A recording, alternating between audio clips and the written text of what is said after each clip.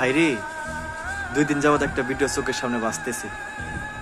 একজন এতিম সন্তানকে চোর সাজিয়ে ভিডিও বানিয়ে ফেসবুকে আপলোড করা স্বজনের কাজটা মোটেও ঠিক হয় না। আমি একজন এতিম সন্তান, বাবা নাই মা নাই।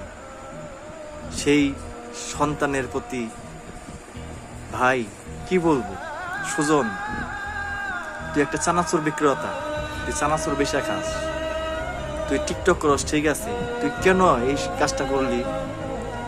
ওই সন্তানের, ওই ছেলেটার বাবা ছিল ব্যাংক কর্মকর্তা, 1 বছর আগে মারা গেছে।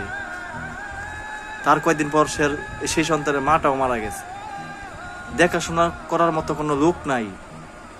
ছেলেটা বারবার মাথার হাত রেখে বলতেছে আমি চুরি করি নাই। তারপর তুই চোর সাজিয়ে ভিডিও বানায় তুই তার গায়ে হাত তুলছস, তার ঠোঁট ফাটায় ফেলছস। সুজন, তোর কঠিন বিচার যে পর্যন্ত না হবে শৈশবের মাটিতে, আমরা হাল ছাড়তেছি না।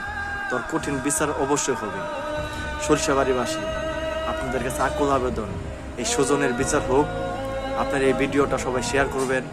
আমাদের এমপি মহোদয়, ওসি স্যার, ইউনো স্যারের কাছে আকুল আবেদন, এই সুজনকে কঠিন শাস্তি দেওয়া হোক।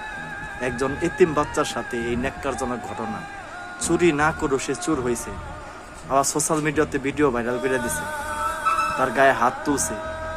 একজন কর্মকর্তা সন্তান কোনোদিনই চুরি করতে পারে না। আপনারা সবাই এই ভিডিওটা শেয়ার করে সবার মাঝে ছড়িয়ে দিবেন।